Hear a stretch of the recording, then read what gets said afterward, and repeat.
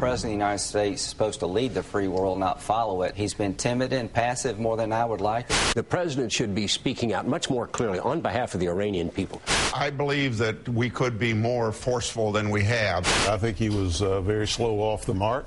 I'd like to see the president be stronger than he has been. We should lead. And I also think he should point out that this is not just an Iranian issue. This is an American issue. This is an American issue, says Arizona Senator John McCain. And it is true that this is an American issue to the extent that Iran is where Republicans appear to be working out their issues with each other. On one side, as we just saw there, we've got Senator John McCain, his best friend forever, Senator Lindsey Graham, Senator Chuck Grassley, and also that guy from Law and Order. On the other side, they've got a whole bunch of opposition from among other Republicans. We could start with former Reagan speechwriter Peggy Noonan, who writes, quote, "To insist the American president in the first days of the rebellion insert the American government into the drama was short-sighted and mischievous. The Ayatollahs were only too eager to demonize the demonstrators as mindless lackeys of the great Satan cowboy Uncle Sam, or whatever they call us this week. John McCain and others went quite crazy, insisting President Obama declare whose side America was on, as if the world doesn't know whose side America is on. This was aggressive political solipsism at work. Always exploit events to show you love freedom more than the other guy. Always make someone else's delicate drama your excuse for a thumping curtain speech." The Republican opposition to itself also includes figures like the first man you'll hear from in this group of clips. It's Nicholas Burns. He was the man who oversaw Iran issues at the State Department for George W. Bush. President Ahmadinejad would like nothing better than to see a very aggressive series of statements by the United States which try to put the U.S. in the center of this. And I think President Obama is avoiding that quite rightly. It's a balancing act. I think the president has been very effective in maintaining that. The president's being roundly criticized for insufficient rhetorical support for what's going on over there. It seems to me foolish criticism. I think the president has handled it well. I think it's the proper position to take. For us to become heavily involved in the election at this point is to give the clergy an opportunity to have an enemy and to use us, really, to retain their power. The Republican Party lost the last election and therefore isn't in a position to wage actual war on anyone else right now. They are, however, definitely winning the war on themselves. Joining us now is Chris Hayes, Washington editor of The Nation magazine. Chris, thanks very much for your time tonight. Thank you, Rachel. I want to make sure I understand both sides in this Republican fight. What is it that John McCain and Lindsey Graham and all those guys actually want the White House to do? You know, that's a really good question. I mean, I think there's, in the long mythology of neoconservatism, there's this notion that, you know, Reagan single-handedly brought down the entire Soviet empire because he said, tear down this wall.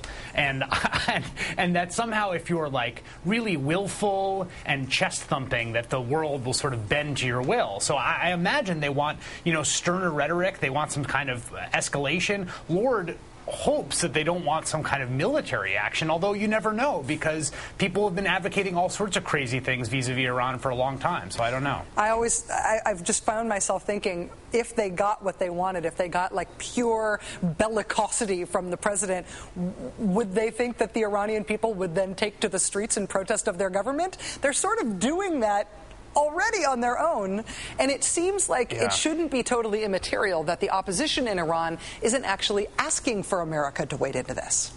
Yeah, it's a really good point. I mean, if you look at Shirin Ebadi, who was the Nobel Prize, Peace Prize winner, was a human rights lawyer, she said she thought Obama's comments were appropriate. She thought it was important that the U.S. not insert itself too fully. Akbar Ganji, who's another dissident, a human rights activist inside Iran, said the same thing in an interview. So, I mean, that's really where you want to be taking your clues from, at a moral, solidaritaristic level, from the actual people working inside the system. And there's just a tremendous pathological narcissism on behalf of people like McCain and Graham, that everything revolves around the U.S. and revolves around our own kind of preening moral self-satisfaction. And it's really destructive. I mean, if the president were doing what they wanted him to do, we would see things get worse in Iran, worse for the dissidents and protesters. And it's very hard to excuse. I think it's one thing to understand the impact or the potential impact of what they're asking for on the situation in Iran. It's another thing to understand what the Republican Party is now and whether there is a credible alternative to Barack Obama's foreign policy vision in Washington right now, coming from the right, if not the left. And on the right, well, Steve Bannon at Washington Monthly put it this way, and I thought this was smart. He said, we're not dealing with a dynamic that pits the left versus the right or Dems against Republicans. Rather, this is a situation featuring neocons versus everyone else. Do you think that's right? Do you think this is sort of a resurgence of neocon ideology?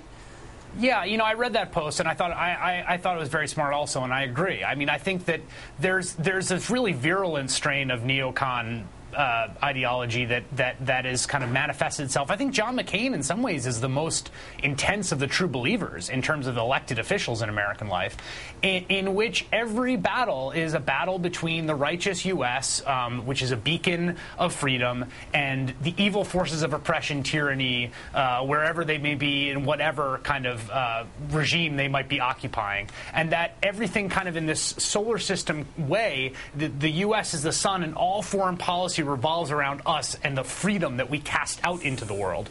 And that's exactly the worldview that you're seeing represented in the comments that are being made by people like John McCain.